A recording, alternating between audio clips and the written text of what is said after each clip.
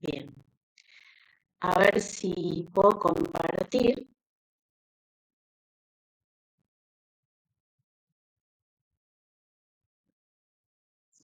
¿Lo ven ustedes?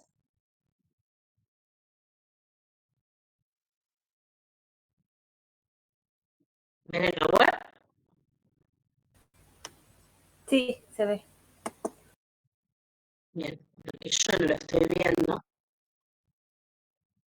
Y ayer, de alguna manera, lo vi. ¿Cómo era?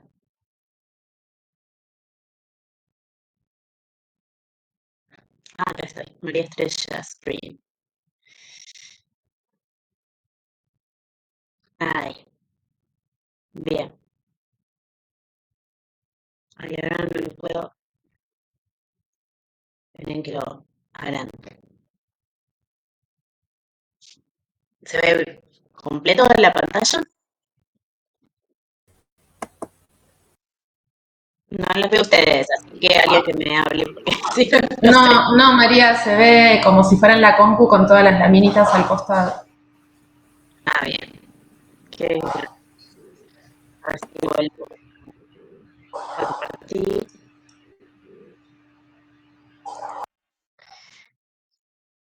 Y vuelvo a compartir, pero antes lo agrando. A ver. Cambiaron como el Jitsi. Ah, bueno. Que no era así.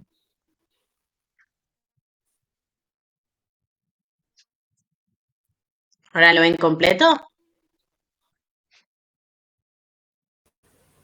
No, se ve en la... No. Bueno, Igual que recién. sí. Bueno, no lo voy a poder poner completo. Vamos a ver si puede ver así. Lo ven bien, igual sí. Para todas, pero Más o menos amañado.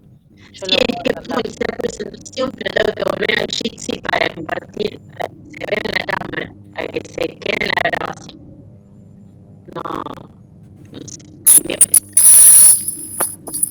Bueno, le decía que Es solo a mí que me pasa que hay un sonido raro en la computadora. es que puedo iniciar presentación, pero si dejo de Se te escucha entrecortado, María. a mí, Sí, se escucha todo cortado. ¿qué es gracia esto? Creo que la conexión no deja que esté el video, o sea, que grabes como tu cara y a la vez la presentación. Sí, no sé. Bueno, empiezo a hablar y vamos viendo cómo funciona. Porque nada, era como, al no tener pizarrón, me servía el pago. Bueno, empezamos entonces, la clase va a ser sobre melódica y vamos a empezar a trabajar con el artículo de REST, que es una introducción a una novela gótica famosa que se llama El monje, que les dije ahí tiene como la, no se escucha bien, escucharse bien.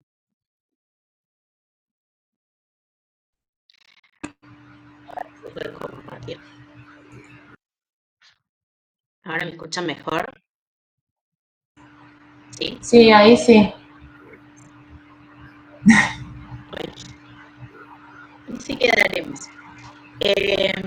Bueno, entonces le decía, vamos a empezar a trabajar con el artículo de REST, que es la introducción de una novela que se llama El monje, que es una novela gótica bastante representativa, porque dijimos que REST siempre hace como una introducción, una presentación bastante clara, digamos, ¿no? De los problemas.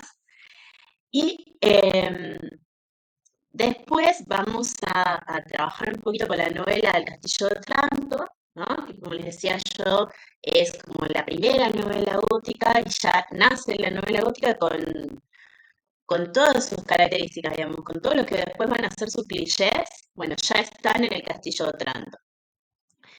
Y vamos a seguir, terminar, digamos, la segunda parte con el texto de José Amícola, que habla de, compara, digamos, ¿no? Elabora como un contraste entre dos tipos de novelas, la novela gótica y la novela de educación o Bildungsroman, ¿no?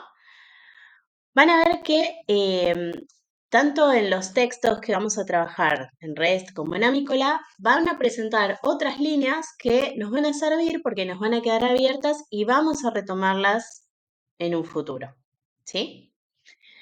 Bueno, les decía entonces que el artículo de REST, ¿no? Lo que primero empieza a hacer es hablar de la novela en el siglo XVIII en Inglaterra. Y dice que es como un gran momento de la novela inglesa porque va a ser como un momento de auge, de desarrollo, ¿sí? De consolidación. Y eso también tiene que ver con que en esta época aumenta la cantidad de lectores, ¿no? Los burgueses consumen novela. Es un género relativamente fácil, digamos, y accesible, ¿no? Y empieza también a comercializarse mucho más. Entonces se encuentra, digamos, la novela. eh, y entonces vamos a ver cómo hay un ciclo de desarrollo que va desde 1720, ¿no? Que es un año significativo porque ahí ubicamos a Daniel Defoe, que vamos a seguir hablando de él, no hoy. Y ese periodo terminaría, según Rest, en 1817 con la muerte de Jane Austen, ¿no? Que nosotros también la vamos a ver. Por eso les decía que este texto de Rest nos va a servir porque vamos a volver a él cuando hablemos de Jane Austen. Entonces él va a plantear que hay como dos orientaciones o dos corrientes ideológicas dentro de la novela inglesa en este periodo. Por un lado, él habla de una corriente, dice que es más homogénea y que es una corriente que se ajusta a las convenciones, ¿no? Estéticas y sociales. Entonces, digamos, ¿de qué se va a tratar en realidad esta corriente? Esperen que, a ver si puedo usar esto, aunque sea. Nunca lo usé. Siempre armaba Power y no usaba esto. Entonces tenemos una corriente de ajustada a las convenciones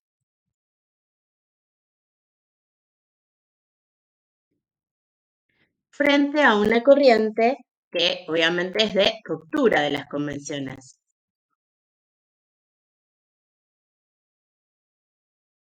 Agustín, ¿hiciste algo? Pues no sé qué. Te veo ahí en el pizarrón. Eh, bueno, entonces vamos a ver que dentro de esa primera corriente ajustada a las convenciones, vamos a hablar de un verismo de inspiración burguesa, dice Rest. No pasa nada. Estamos todos así medio desubicados hoy.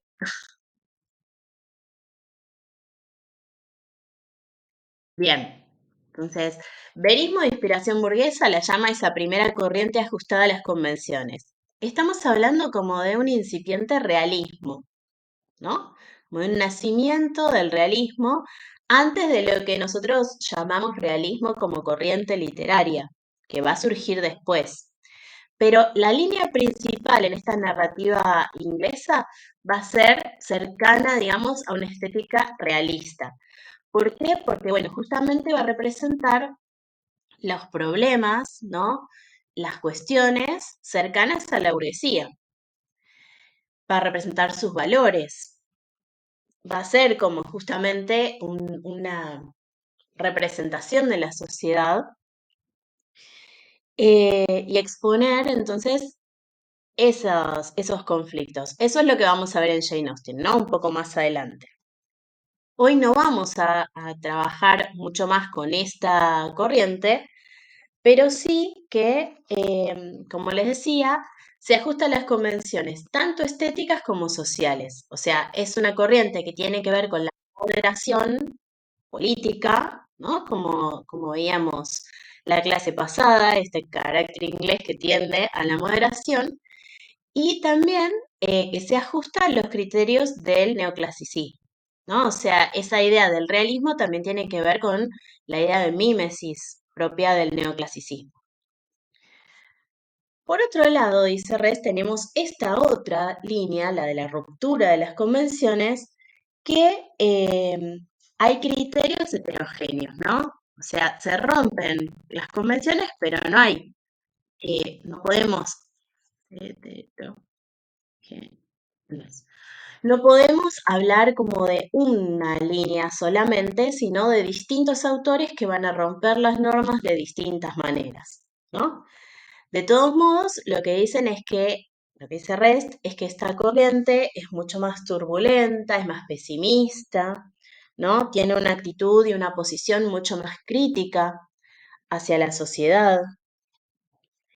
Pero esa posición crítica puede ser tanto reaccionaria y conservadora como más cercana a los ideales de la revolución, ¿no? La cuestión es que no se ajustan a esa visión más moderada que es propia de la otra línea.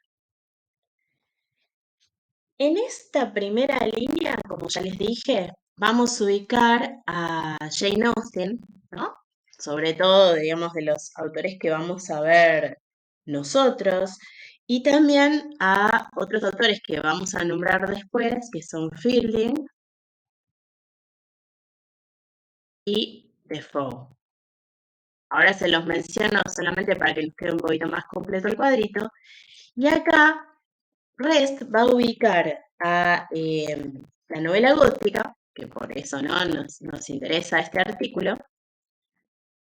pero también, por ejemplo, a la escritura del Marqués de Sade, ¿no? Todo aquello que no se ajusta a esos criterios más realistas, más neoclásicos, eh, más moderados también en lo político, ¿no? Tiene que ver entonces siempre con esa transgresión y por eso también, ¿no? Siempre lo que proyectan es un mayor dinamismo, ¿no? Social. Eso es lo que van a mostrar. Bueno, vamos bien más o menos hasta acá, a pesar de que me falta mi power y lo estoy extrañando mucho. Bueno, entonces, y veo sus flechas en la pantalla. No había sucedido. Bueno, seguimos con Rest entonces, ¿no? ¿Qué dice Rest? Bueno, en 1764 podemos establecer claramente el nacimiento de la novela gótica porque se publica El Castillo de Otranto.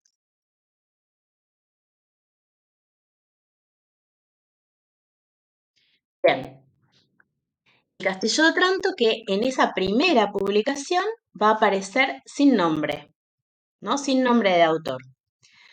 Eh, sabemos, ¿no? Que su autor es Horace Walpole. Pero no la firma, ¿no? Y en el primer prefacio de su obra, lo que va a decir es que en realidad se trata de un manuscrito encontrado, ¿no? O sea, va a fingir, ¿no? Ese encuentro de un manuscrito que, ¿de qué época será? Desconocida. Edad media, me parece, ¿no? De la Edad Medieval. Media. Sí, Claro. medieval. Piensen que seguimos más o menos en la misma época, ¿no? Del romanticismo, o sea que estamos también dentro de ese contexto de fascinación con lo medieval. Entonces, lo que dice Walpole es que encontró un manuscrito medieval que sí es cierto que no se puede fechar exactamente, ¿no? Pero dice que sería entre los siglos XI y XIII porque hace referencia a las cruzadas y entonces más o menos se podría ubicar en esa época, impreso en Nápoles. sea, lo que él encuentra es como manuscrito, que es de esa época, pero que además viene de Nápoles. O sea, que está impreso en Nápoles en el 16, ¿no? Porque obviamente en la Edad Media no teníamos imprenta. Bueno, esto se me va corriendo, ¿no?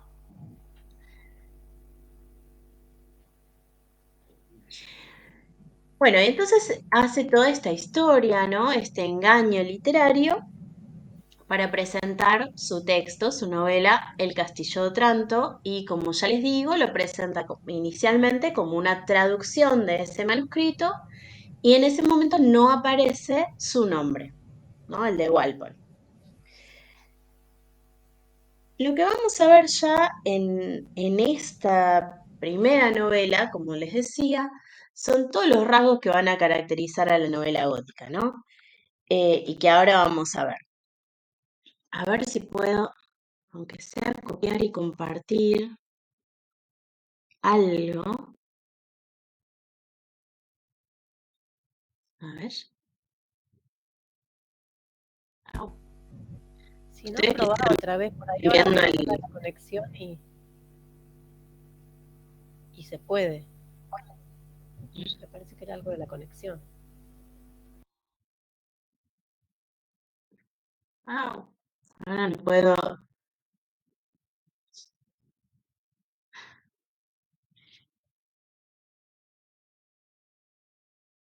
Bueno, no me deja quedar como mal el pegar también. Miren que le voy como... Esto es muy accidentado, les voy a decir, ¿eh?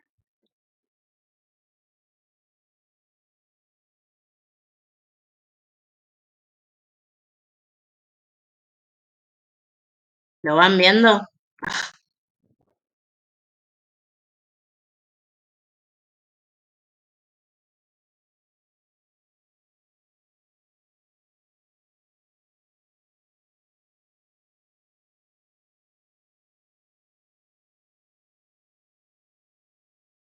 Sí.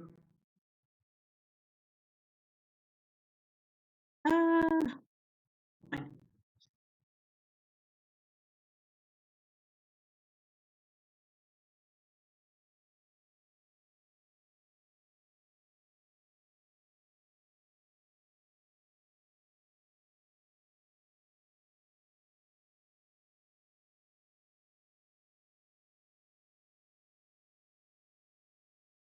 Esto estaba mucho más lindo en el Power, con imágenes, con todo, ¿eh? Les digo que ayer probé de grabar con Power y todo. Bueno, vamos a ir leyendo. ¿Alguien quiere empezar a leer de este prólogo? A ver si puedo. Ay,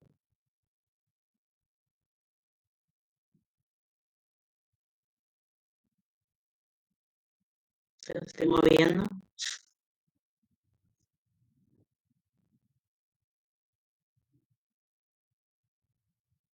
Ahí creo que sos vos, Carolina, ¿eh? Perdón, porque yo veo un pedacito nada más. Lo Bueno, corrí ¿viste? para centrarlo, no sé qué pasó. Sí, Bueno, sí, se no. descartala. No, es raro todo esto. Ay, yo, perdón, no veo nada, pero no sé si es que debo hacer algo o no. No Nada, conozco nada. mucho esta.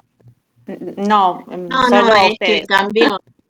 cambió la Ah, no. aplicación y por eso estamos así, Ah, como si estuviéramos de nuevo empezando la pandemia, más o menos. Y antes podía mandar el power y se veía en la grabación. Y ahora no lo ven, no lo puedo mostrar, no se mueve, bueno, desastre. ¿No lo ven en la pizarra? no, Yo yo lo no veo veo nada. en una esquina, Sí, yo lo veo, pero no completo. claro. Yo sí la veo Sí, completa. no, Yo yo la veo completo bien. tampoco. Y Lo los que veo a sí, ustedes aunque yo como lo veo, flechitas hay muchas. paraditas por ahí. Sí, Sí, yo eso iba a también. decir. A Sí, veces Y no las se lee porque hay flechitas un montón de también flechas las en veo. medio. sí. Yo lo que no No. sabía es que mientras yo tironeaba, vos, María, tironeabas del otro lado. No sabía que era así. Yo pensaba que solo modificaba mi pantalla. Estamos como tirando de la sábana. Y sigue siendo corta la sábana. Bueno, Sí, a ver perdón. si podemos leer. Si no, ¿No mira, querés volver a probar con el Power? A ver si ahora la conexión es mejor. Total. yo no sé si sería eso. Si no, alguien dijo que a lo mejor apagando sus cámaras, Dale. A porque ver. vieron que a veces se estabiliza la conexión. Bueno, Sí. podemos probar. Va. A ver si me deja.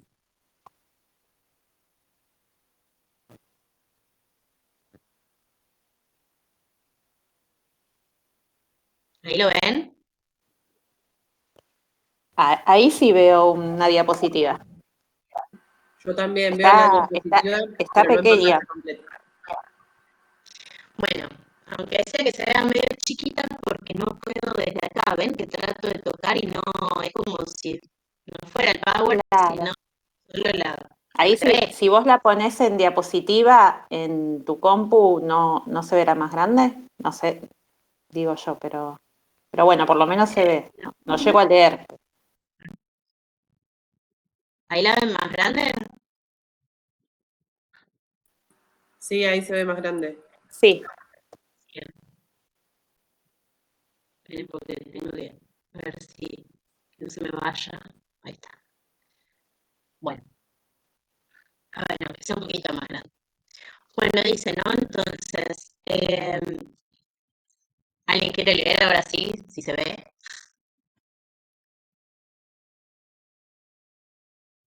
dale, si querés leo. Dale. Cualquier cosa me avisan si no se escucha bien.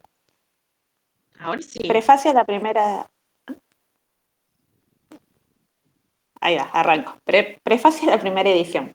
Este libro fue encontrado en la biblioteca de una antigua familia católica en el norte de Inglaterra. Se imprimió en Nápoles, en negrilla, en el año 1529. No se sabe cuándo se escribió. Los incidentes principales son como los que se creían en las edades más oscuras de la cristiandad, pero el lenguaje y la conducta no tienen nada que se asemeje al barbarismo. El estilo está en el italiano más puro. Si la historia se escribió cerca del año que se supone que sucedió... Ay, perdón, escucho hablar, pero no sé si es a mí.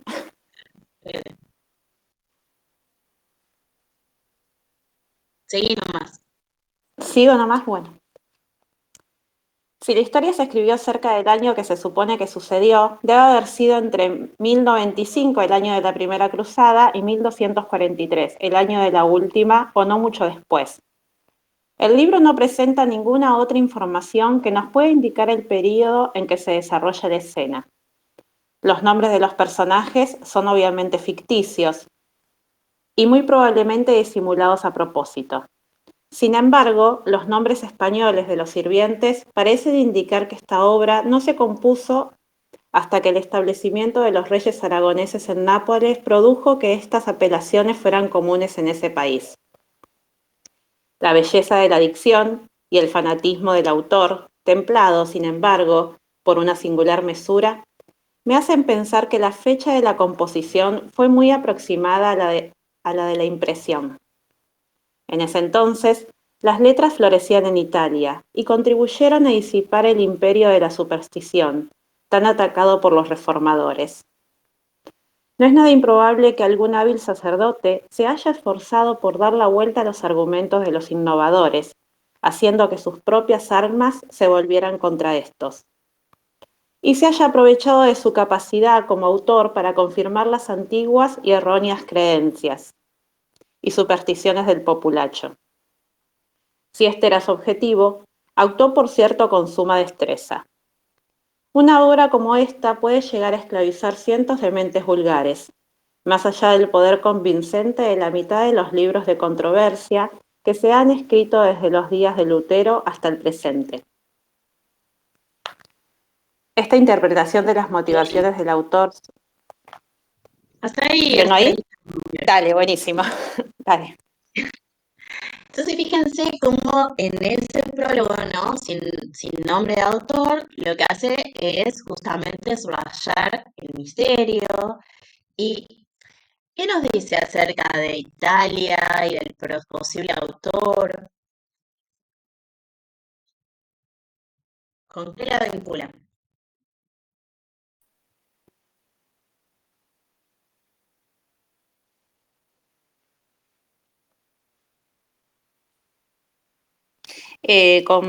Con algún sacerdote, con la iglesia, con algún escritor.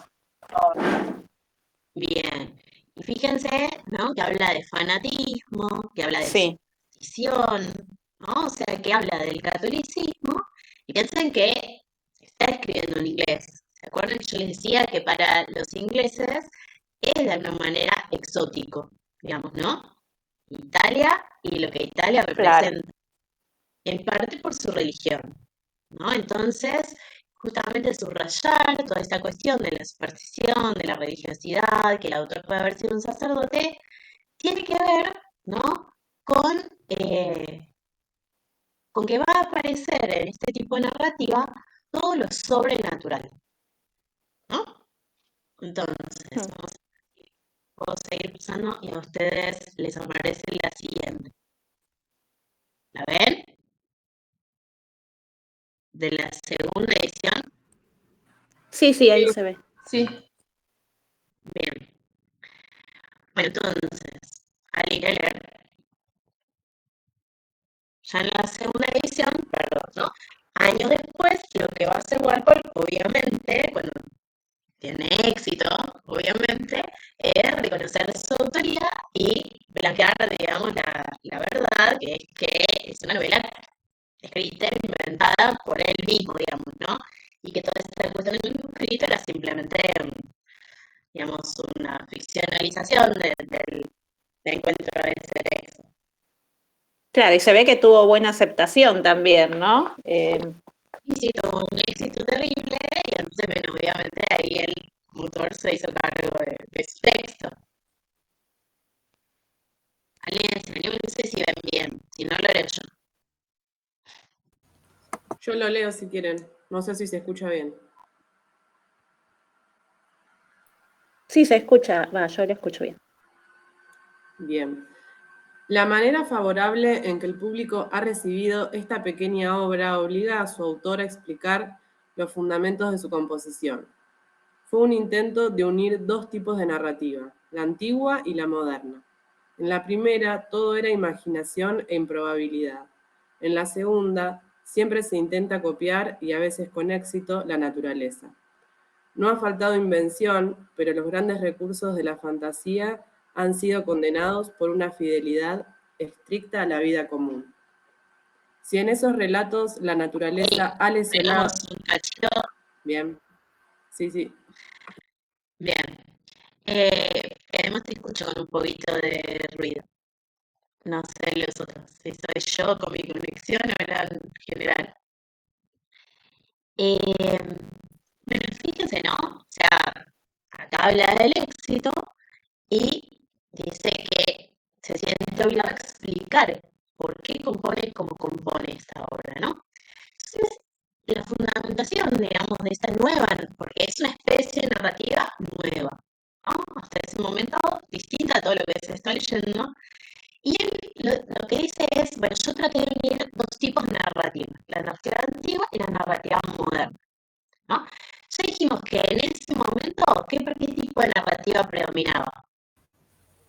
Perdón, no quiero cortar, pero ¿soy la única que escucha cortado? No, yo lo mismo. Cuando habla María escucho como entrecortado.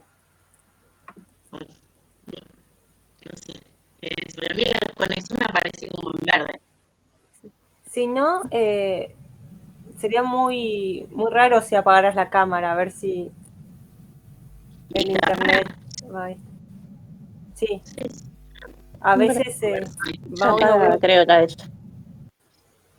bueno, Yo escucho listo. entrecortado también, pero... Sí, lo escucho igual entrecortado, pero También. sí. Bueno. Pero Igual te vamos adivinando. Sí, medio que no, reponemos, sí. Qué desgracia. Bueno, no sé. María, y probar con, va, capaz que ahora no sé si da, pero probar con el Meet, con el de Lo Gmail, que no, yo no lo puedo nunca tomar, tuve, ¿eh? que no se puede grabar. Ah, Todo esto claro, era justamente para poder dejarla para grabada, grabar. para quedar grabado esto Claro, claro. como una cosa, un algo. Eh, sí, bueno, Sin el power me escuchaba mejor. me parece que sí, Sí, sin sin el el Power power se creo escuchaba que perfecto. se escuchaba mejor. O Dejo, sea, no sé Sí, si era él. tengo eso y vuelvo yo. Si no, después el Power se puede subir aparte para después y después reponemos o vemos bien las cosas de ahí para tenerlo en el aula virtual y ahora hacemos video. Sí, vemos, porque en realidad no es que tenía tanto el power, sino que me facilita a mí para no tener que escribir, digamos, pero, y porque había imágenes y eso, pero bueno, después vemos qué hacemos. Bueno, esa segunda cita que teníamos del prólogo, lo que va a hacer es tratar de explicar Walpole que lo que él trata de unir es la narrativa antigua con la narrativa moderna, ¿no? Entonces, lo que dice es que la narrativa moderna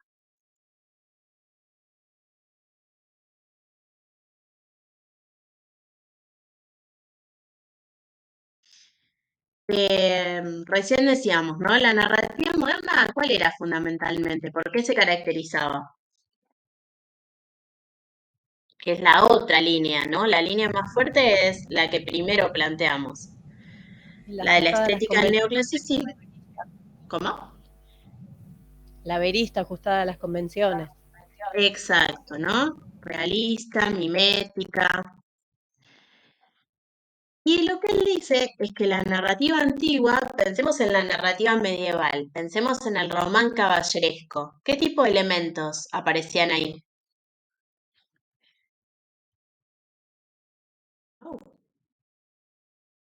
¿Recuerdan? Y Acá elementos más sobrenaturales.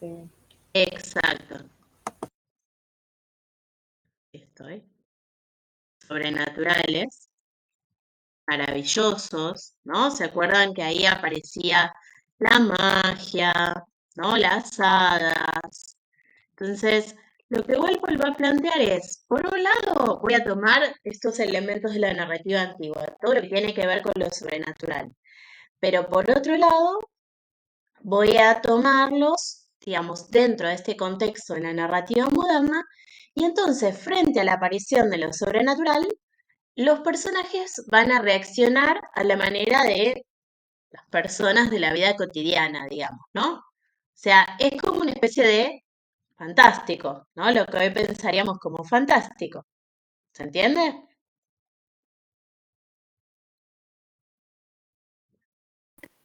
Sí, sí, vamos bien, sí. Bien. Bueno, bien, entonces eso es lo que dice él, ¿no? O sea, él toma las dos tradiciones que conoce y lo que trata de hacer es un género nuevo a partir de la mezcla de estos dos aspectos, ¿no?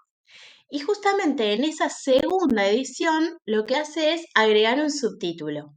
Y entonces le pone El Castillo de Otranto, un relato gótico. Y así, digamos, con ese subtítulo que plantea el propio Walpole, nace, digamos, la novela gótica como género. Que ahora vamos a ver todo lo que significa de Perdón, alguna manera esa palabra, ¿no? ¿de qué año es la segunda edición? ¿1000? La segunda edición. Esperen, ya les digo.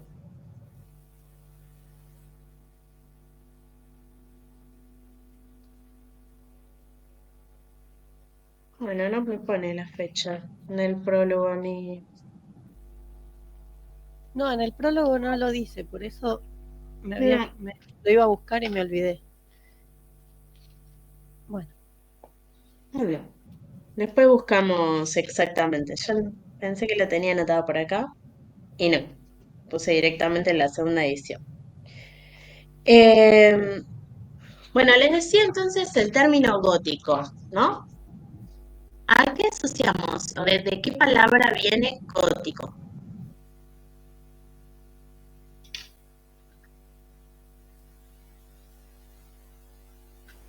Creo que había dicho Lili ayer que era un término despectivo, ¿puede ser? Es un término despectivo, ¿sí? Que se venía usando ya.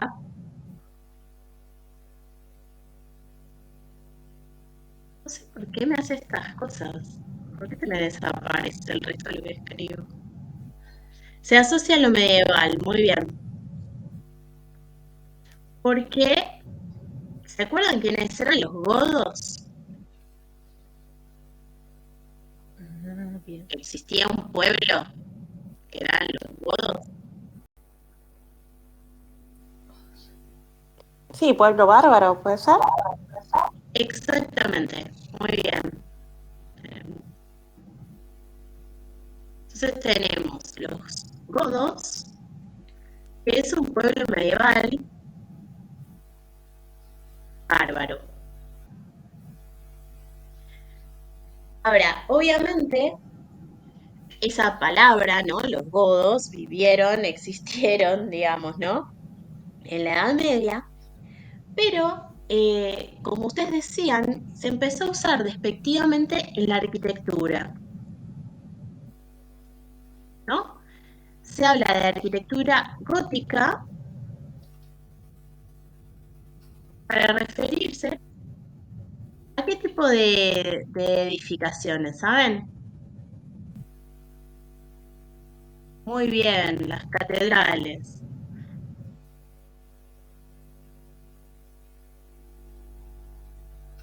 Y acá lo ubicamos más o menos del siglo XII, ¿no? En adelante. Piensen, digamos, que para tener algo representativo en nuestra mente, Notre Dame, ¿no? Es como la catedral más significativa y la que nosotros tenemos a lo mejor en nuestra, ¿cómo se llama?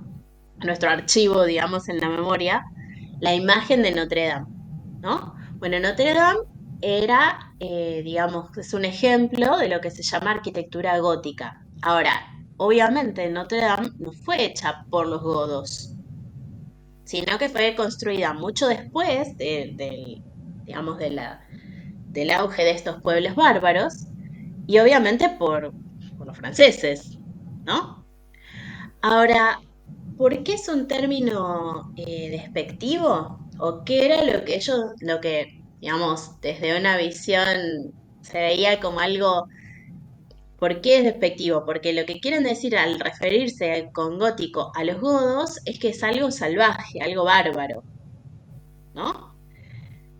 Porque está visto desde una perspectiva mucho más ligada a lo clásico, ¿no? Cuando todavía predominaba el arte románico, o sea, más cercano a un arte clásico, digamos, ¿no? Imagínense las catedrales, digamos, los templos, ¿no? Piensan en un templo clásico, de líneas rectas, con columnas, exacto, ¿no? Era la mezcla, no hay unidad de estilo, no hay equilibrio. La catedral gótica es justamente excesiva, ¿no? Tiene mucha decoración, es muy alta, es mucho más alta que lo que venían siendo, digamos, regularmente las edificaciones.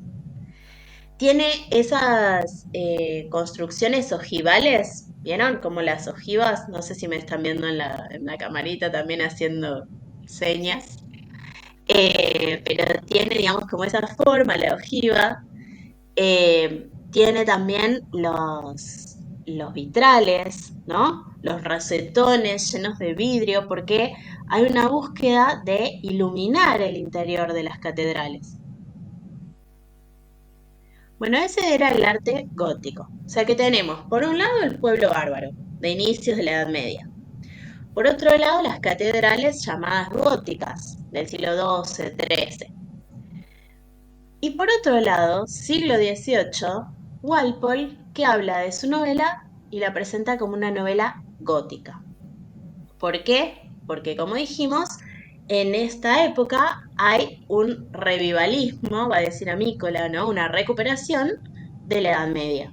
Entonces vuelven a la admiración por ese tipo de edificaciones, sobre todo. Y Walpole tiene, de hecho, un castillo, porque Walpole era un hombre de la aristocracia inglesa, y se compra un castillo que se llama Strawberry Fields. Ok, bueno, pues después la conocemos por la canción de los Beatles. Bueno, el nombre del castillo de Walpole era Strawberry Fields. Y lo que trata de hacer es justamente reformar ese edificio para transformarlo, ¿no? Para volver al estilo gótico, ¿no? O sea que hay como una obsesión también de parte de él por este estilo arquitectónico y después por plasmarlo en una novela, o sea, por de alguna manera hacer referencia en el nombre de su novela al gótico. ¿Por qué? Bueno, porque obviamente piensen que su novela se llama El Castillo de Otranto y un elemento fundamental en cualquier novela gótica es un castillo, en general. Puede ser un castillo, puede ser una abadía, pero siempre va a ser un espacio vinculado a la Edad Media, ¿no? Eso va a estar como en el centro de cualquier novela gótica. Después vamos a ver que eso también se va a ir como cambiando a lo largo del tiempo, pero digamos que en el gótico propiamente dicho, en esta época, vamos a tener, ¿no? Siempre o casi siempre un castillo, un edificio medieval en el centro de la narrativa. Y que siempre está vinculado a esta idea de exceso,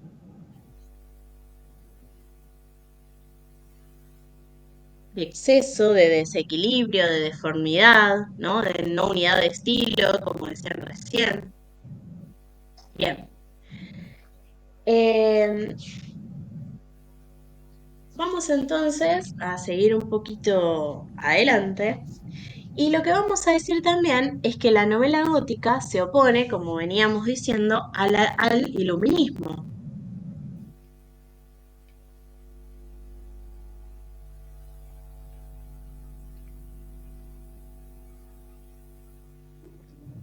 ¿No? Si en la novela gótica va a aparecer lo sobrenatural, ¿no? Y va a aparecer con mucha fuerza el tema del mal, ¿no? Porque va a haber toda una tematización acerca del mal. Bueno, en el iluminismo teníamos obviamente lo verosímil y también la idea de que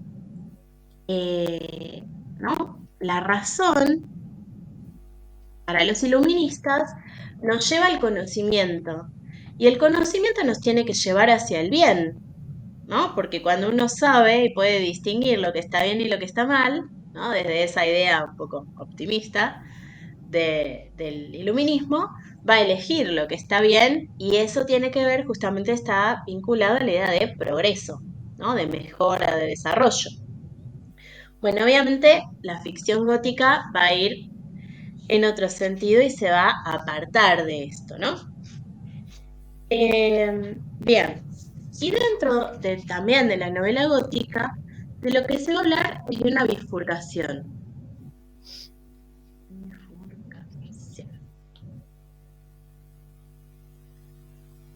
¿No? Entre novelas en las que lo maravilloso no tiene explicación,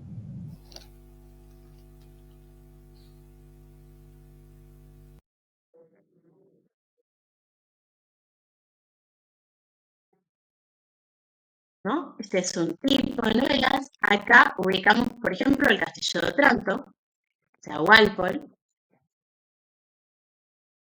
y también a Lewis, el autor de El Monje, esta novela que prologa Jaime Rest y que nosotros, bueno, leemos el prólogo. Y la otra, ¿por qué se caracterizará? Sí, estoy anotando en la pizarra. ¿No lo ven? Chicos, hoy estoy así como... No, yo tampoco veo. No, claro, yo tengo que marcar para que ustedes vean la pizarra. A ver.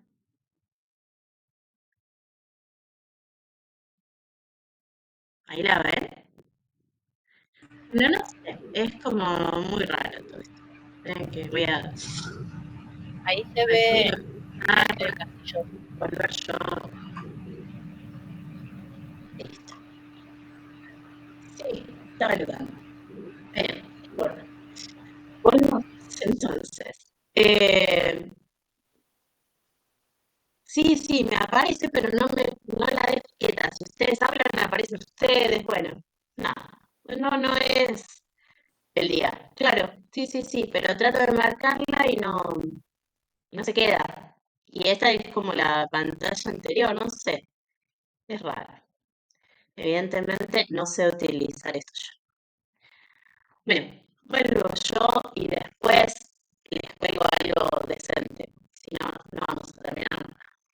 Bueno, les decía entonces, hay una línea en la que lo maravilloso queda sin ningún tipo de explicación, ¿no? Y ahí aparecía Horace Walpole y aparecía Matthew Lewis, ¿no? Que es el autor del monje, que se escribe en el chat, que ahí lo vemos todos. Lewis es el autor del monje. En estas novelas, bueno, aparece lo maravilloso y es maravilloso, digamos, ¿no? Aparece lo sobrenatural y no existe ningún tipo de explicación racional. Obviamente hay una segunda línea, ¿no? A la que llaman gótico explicado,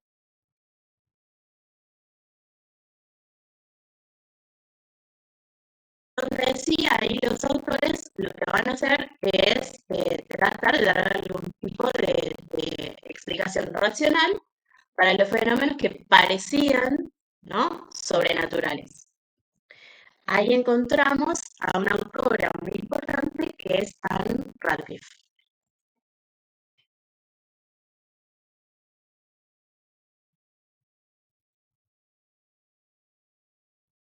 ¿Se acuerdan de, bueno, no sé si lo han visto, sobre todo los que son muy nuevitos, de Todorov, que hablaba de lo maravilloso, lo fantástico y lo extraño? Y como Todorov lo que dice es que justamente lo extraño es cuando lo que en apariencia era sobrenatural finalmente tiene una explicación lógica, ¿no? En el caso del Castillo Otranto, por ejemplo, si aparece un fantasma o si la estatua se mueve, efectivamente se mueve una estatua, ¿no? Y no hay alguien adentro manipulándola. En cambio, en el gótico explicado, lo que parecía la presencia de un fantasma, de un espíritu, finalmente tiene una explicación racional, en general a partir del plan siniestro de un villano que está tratando justamente de asustar a la heroína, ¿no? Como Y ahí tendríamos entonces esa segunda Scooby-Doo. línea. Como el claro, exactamente, sí, siempre lo mencionan, Scooby-Doo. Y yo les hablo del sabueso de los Baskerville. No sé si se acuerdan de esa novela de Dark Horse, también podría ser un poquito más ahí, entre lo popular y lo literario. Bueno, entonces tenemos estas dos líneas, ¿no? Ahora, también vamos a ver que en el gótico hay elementos comunes, ¿no? O sea, ¿cuáles son los ingredientes que yo tengo que tener para tener una novela gótica? Bueno, primero, lo que ya mencionamos, un castillo, ¿no? Un castillo edificado preferentemente en la Edad Media o en otra época lejana. ¿Y por qué un castillo? ¿Cómo van a ser esos castillos? sí, Grandes, si no está. llenos de pasadizos. Muy bien. Sí, misteriosos, oscuros, a veces dan lugar a lo embrujado, al ser tan Perfecto. grande e inexplorado. Bien, sí. ¿No? Como esta idea del misterioso, del pasadizo, de esos espacios que están ocultos, de lo que no se ve, ¿no? Intrincado, dice Carolina, muy bien, misterioso, ¿no? Siempre ligada a algún tipo de maldición, o una historia, sí, una historia familiar oscura y siniestra. Bien, entonces tenemos el castillo. ¿Dónde está situado ese castillo? Porque no está así como en medio de la ciudad. Bueno, pueblo. Está poblado de naturaleza, está aislado. Rodeado de naturaleza y, como decíamos bien, retirado en una colina, en medio de un bosque, ¿no? Siempre alejado de toda civilización, ¿no? Como decíamos también, no es que está rodeado de un jardín con plantitas, sino, ¿no?, de esa cantidad de árboles que realmente lo hacen más oscuro, más solitario, más aislado, ¿no? Por eso hay como un contacto entre lo que veíamos del paisaje romántico y estos espacios o ámbitos que construye la novela gótica, ¿sí? Que además, ¿no?, en general, lo que va a pasar es que va a aparecer una tormenta, la noche, o sea que no solamente tenemos ese espacio, sino que además hay una predilección por esos momentos, ¿no?, de oscuridad y de que se hace también como que contribuyen a crear esa atmósfera de misterio y de lo sobrenatural. Y después tenemos como dos personajes, ¿no?, que van a ser como la pareja protagónica, que suelen ser lo que ya mencioné, el villano, ¿no? Un villano que va a ser como un antihéroe demoníaco, siniestro y oscuro, con intenciones justamente perversas.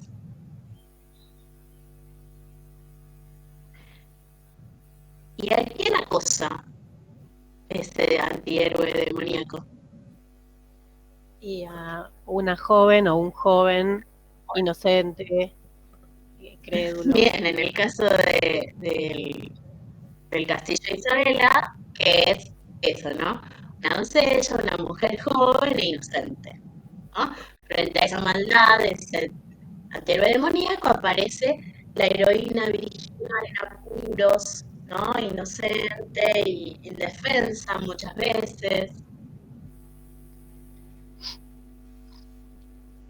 Sí, por ahí en algunas otras novelas es un joven, pienso en Drácula, con Jonathan, que Sí. está en ese castillo y no se da cuenta de nada y se regala, básicamente. Bueno, pero porque tiene como también esa ingenuidad un poco femenina también, ¿no? Bueno, ahí nos iríamos un poco, pero que tiene que ver con ese vínculo que se establece entre Drácula, que es más masculino, y Jonathan, ¿no? Como ese polo más femenino, esa cuestión un poco sexual que hay en todo relato de vampiros. Pero bueno, digamos que, ya que lo mencionas, lo que vamos a ir viendo es que más allá de la época de la novela gótica propiamente dicha, vamos a ver cómo el gótico se va transformando, porque ya no diríamos que Drácula es una novela gótica, ¿no? Porque ya es otra cosa. Pero sí que retoma estos elementos del gótico, que hay una reescritura de la novela gótica en Drácula. En Drácula, como en muchos textos en los que aparece lo sobrenatural ya entrando al siglo XIX. Bueno, y entonces, como vemos, aparece también como un tema en la novela gótica esa crueldad contra víctimas indefensas, ¿no? En general es esa dama, la muchacha, pero podrían ser otros indefensos porque justamente vamos a ver que ese hombre, el protagonista, ocupa un lugar de poder. Y ocupa ese lugar de poder como un tirano, ¿no? Ahora vamos a, Milagros, vos que se nota que leíste el Castillo de Otranto, vamos a ver un poquito de ese primer capítulo, ¿no? Entonces, digamos que el periodo más estricto de novela gótica va desde el Castillo de Otranto, la primera edición de 1964, la que es considerada la última novela gótica se llama Memoirs the Wanderer, de Maturin. Se escribe solo el nombre por rastrearlo después, que se publica en 1820. Es la última novela gótica. Ahora, que vienen después tienen que ver, ¿no?, con una reescritura, una recuperación, pero no son estrictamente novelas góticas. Y también nos interesa detenernos en la novela gótica porque vamos a ver que Mary Shelley recupera muchos de estos elementos, ¿no? A pesar de que tampoco podemos decir que Frankenstein es una novela gótica, porque estos aspectos, estos clichés de la novela gótica no aparecen en Frankenstein, sí, presentados tal cual, pero sí muchos de estos elementos pasan, ¿no? a esa novela. Lo que van a decir los autores es que en realidad lo que va a ir pasando con la novela gótica es que todo lo que antes era como una amenaza sobrenatural que venía de afuera, a medida que vayamos acercándonos al siglo XIX, todas esas amenazas van a empezar a estar más asociadas con el interior del hombre. O sea, el mal ya no va a estar puesto tanto fuera como adentro, digamos, ¿no? Por eso también muchos autores vinculan el gótico con el psicoanálisis, ¿no? O sea, con esta idea de que ese castillo podría ser nuestra propia subjetividad, ¿no? Donde hay muchos pasadizos, donde hay texto oculto. Lo van a ver cuando lean a Nicola. Entonces, como vos decías, aparece con cada vez con más fuerza, por ejemplo, el tema del doble, que está muy vinculado con la novela gótica. Entonces, el vampiro en general se interpreta como un doble. ¿Qué otros autores ahí que están como cercanos se acuerdan que trabajan con esa cuestión?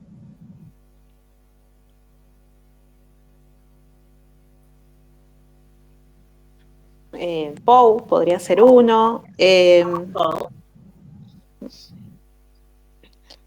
Y él que trabaja el tema del doble, el que tiene adentro el malo.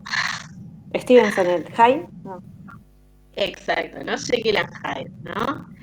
Stevenson va a recuperar todas estas cuestiones que estaban en la novela gótica, pero como ya no tenemos el castillo, pero el castillo, bueno, en Drácula sí, con otros ingredientes, ¿no? Pero el castillo se va a transformar, por ejemplo, en un laboratorio, ¿no? O sea, se va a ir como transformando. O en una cancha alejada, como sucede en Jane Eyre. No sé la si ciudad leyeron. con neblina. Exacto, ¿no? El mismo Londres, que se va a transformar en esos pasadizos que antes estaban dentro del castillo y ahora es la misma ciudad, ¿no? O sea, como que vamos a ver que el gótico, más allá de que tiene también como un periodo de producción breve, con esas características que le da Walpole, después lo vamos a ir reencontrando mismo hasta el siglo XX, digamos, ¿no? O sea, con, no sé, toda la filmografía de Tim Burton, por ejemplo, ¿no? Como recupera todos estos elementos iconográficos que estaban en la novela gótica. Bien, vamos a trabajar un poquito con el castillo de Otranto. No sé si pudieron leer el primer capítulo. Sí, sí. ¿Sí? Bien. Sí. Sí. Bueno, entonces... el pobre Manfred también es una víctima inocente. No, Manfred no, Conrad. Ah, pues Manfred no era muy inocente. Conrad, el hijo. Pobre, lo descartan de entrada, no había hecho nada. Por feo.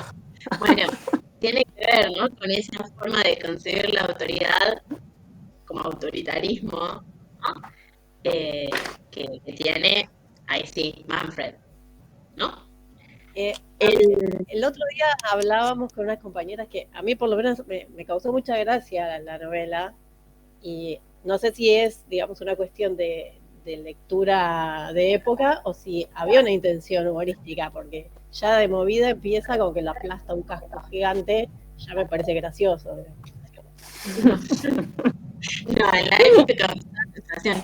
Piensen ustedes que nosotros ya estamos como, después de ver, bueno, yo no veo nada porque no me gusta el género, pero no, Hostel, o ese tipo de películas así donde están los cuerpos y las muertes así en pantalla y los cuchillos que se clavan así, ya no nos genera tanta impresión prácticamente nada, ¿no? pero que en esa época la lectura, la simple lectura de este tipo de escenas generaba un efecto de terror. Bien, ahí Milagros tuvo ahí como un poco de miedo, claro, y sí. Hay que entrar, ¿no? en esa lectura. Y sí es cierto que muchos advierten que Walpole no es que sea un gran escritor, ¿no? O sea, es bastante, uno lee El Castillo de Otranto y no es que dice, ay, mirá, esta escena, esta descripción, este personaje, ¿no? El valor que tiene Walpole es haber sido el primero. Y haber sido el primero y que escribió una novela gótica con todos los elementos que después van a ir recuperando todos, ¿no? Que además se va a transformar en una moda que se va a ir como repitiendo y repitiendo, digamos, ¿no? Así como aparece, no sé, con la novela de caballerías, hasta que llegamos a la parodia de Cervantes. Claro, es muy fácil, es fácil de leer, hay mucha como acción, digamos, ¿no? Y va cosas, y hay intriga, y hay misterio, y trata de generar cierto suspenso. Bueno, eso pasaba desde el inicio con este tipo de novelas. Por ejemplo, las de Anne Radcliffe, no sé, son no sé, 600, 700 páginas donde hay citas de poemas, reflexiones, es mucho más profundo su discurso. Y lo que va a ir pasando es eso también, ¿no? Que cada vez son como más extensas, incluyen más número de hechos sobrenaturales, las tramas son cada vez más intrincadas, como el castillo mismo. Por eso, bueno, este año no está en el programa, pero otros años hemos dado que Jane Austen escribe una parodia de la novela gótica que se llama La Abadía de Northanger. Si en algún Sí, momento tienen la la leí en posibilidad el verano, de verla, es muy graciosa. Que la leí justo sí, en el verano, La Abadía de Northanger, que es la búsqueda de la heroína que busca el castillo misterioso y todo el riesgo, y el castillo lo habían reformado. Es una especie de fantasma de Canterville, ¿no? Como todo lo tenebroso ya no lo sí, encuentra. o sea, no encuentras nadie, ¿no? No hay nada en absoluto maravilloso y sobrenatural, pero que ella de tanto leer, ¿no? Claro.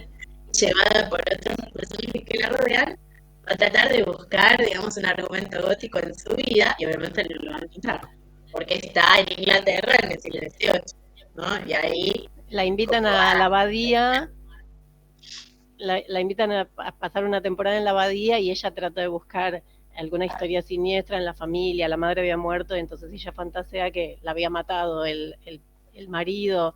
Y no, mi mamá se enfermó y se murió. O sea, no pasó nada misterioso, digamos. Es divertido. Es como fenómeno, es parecido al policial, ¿no? Que avanza tanto la serie que después ya Claro. queda la parodia, digamos, de esas mismas cosas. sí, por eso yo quiero comparar, pasa lo mismo en el policial, cuando ya los rasgos constitutivos se vuelven cliché, que ya Claro, tan es mecanizado, sí. que van sacando y sacando y sacando una cantidad de novelas, digamos, ¿no? Y como yo les decía, se vuelven baratas las novelas.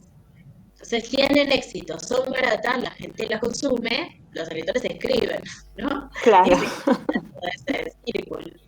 Por eso Jane Austen, que digamos, va a ser lectora de novelas góticas, lo que va a hacer es escribir una parodia, porque no tiene nada que ver con su concepción de la literatura, ¿no? Y con su formación más,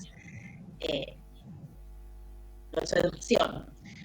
Ya vamos a llegar a Jane Austen, pero para que vean como ya en 1818, creo que es, ella está escribiendo una parodia, ¿no? Fíjense que no es tan lejano. Y mismo si ustedes se fijan, o si les gusta Jane Austen o lo tienen así, van a ver que sus heroínas siempre leen, y leen eso. Leen gótico, leen poetas románticos, ¿no? Están leyendo eso y bueno. Bueno, volvamos a Otranto, ¿no? Bueno, ¿qué podemos marcar, digamos, de los personajes inicialmente, desde el inicio?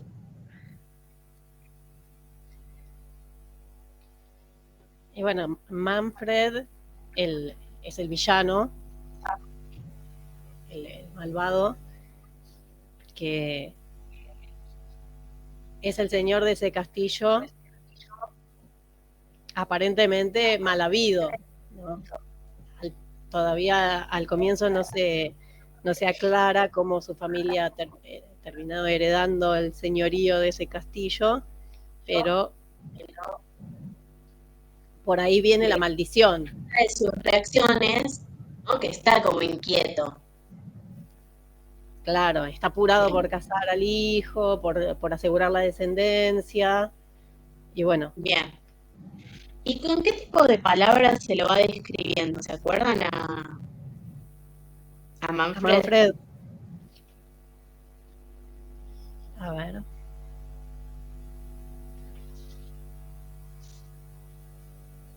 Y era como, tenía mal genio, era agresivo. Bien, irascible, ¿no? Claro. ¿Qué tipo de vínculo tenía con las mujeres de su familia, por ejemplo? ¿Qué sentían ellas por él?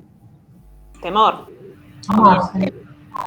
Y Hipólita como un respeto excesivo que también me parecía hasta irónico, el respeto, la sumisión de Hipólita.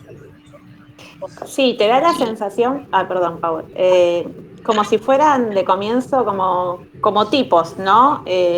Con esos rasgos tan marcados y tan definidos, las chicas buenas, la señora bonachona, el hijo feo y enfermo, y esta cosa es como exagerado, ¿no? Del personaje, como constituyendo tipos que uno identifica fácilmente.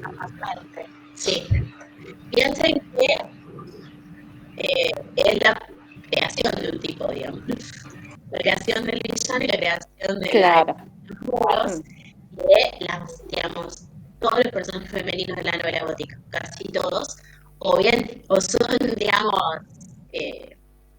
la mujer tentadora, el espíritu que trata de acercar al mal, o bien son estas mujeres que se caracterizan por su bondad, una bondad llevada al punto de la sumisión, obviamente, digamos, ¿no? O sea, por un lado, porque estamos en una época que se caracteriza por esto, y por otro lado, porque se subraya, digamos, ese aspecto de su personalidad.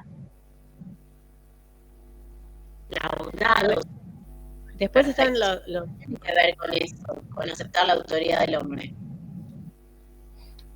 Los personajes subalternos, digamos, los súbditos, que a mí también me causaba gracia, porque cada vez que le tenían que decir algo importante, daban 80.000 vueltas y ponían un montón de excusas y él se ponía cada vez más irascible, y vayan al grano, y se empieza a volver loco, y a uno también esa postergación lo pone un poco nervioso. No dicen más las cosas. Bien. Sí. Ahí tenés como dos elementos. Por un lado, la postergación, que tiene que ver con esa construcción del misterio, ¿no? De cierto suspenso. Y por otro lado, que ahora me hiciste acordar, en el prólogo de la segunda edición, Walpole va a justificar esta inclusión de esos diálogos cómicos. Y se va a comparar con quién. ¿Lo vieron? Con Shakespeare. Dice, fue el modelo que copié. Sí, no se andaba de costiquita. Bueno, lo que él dice es, bueno, si Shakespeare en sus grandes tragedias puede incluir este tipo de escenas cómicas que tienen que ver también con cierta verosimilitud, porque los criados hablan de manera, bueno, está bien, digamos, ¿no? Cualquiera puede hacerlo y sin ser acusado de romper esa relación, ¿no? Con la representación de lo real. Bien, y acá Milagros en el chat decía que el conflicto se desencadena por un hecho sobrenatural, ¿no? Que es la muerte del hijo, porque ¿cómo muere el hijo? Recién decían. Aplastado por el casco de una armadura. Bien, ¿no? Es una estatua gigante y de la estatua se cae el casco y lo aplasta, digamos, ¿no? Inicialmente no sabemos si es un hecho sobrenatural porque podría haber sido un accidente, ¿no? Pero ya desde el inicio, ¿no? Desde la segunda página, sabemos que existe una profecía, que ahí también ingresa esta cuestión de la magia, de lo sobrenatural. La actual familia, de ser la profecía, perdería el castillo del señorío de Otranto cuando el verdadero dueño hubiera crecido tanto que no pudiera habitarlo, ¿no? Bueno, Manfred entonces se muestra no entristecido por la muerte del hijo, sino enfurecido porque se han frustrado sus planes, ¿no? Fíjense cómo va utilizando esas palabras como horror del espectáculo, el tremendo prodigio, ¿no? Toda esa cantidad de palabras tiene que ver con esa configuración de una atmósfera ligada al terror y a lo sobrenatural. Bien. ¿Y cuál es entonces el plan que tiene Manfred para solucionar este problema que ha surgido? Quedarse con su nuera para poder procrear descendencia. Muy bien. Tenemos un pequeño problema, que es que él está casado, digamos, ¿no? O sea, primero inconveniente es que él está casado con Hipólita. Y el segundo inconveniente que se presenta es que, ¿qué vínculo hay entre Isabela y el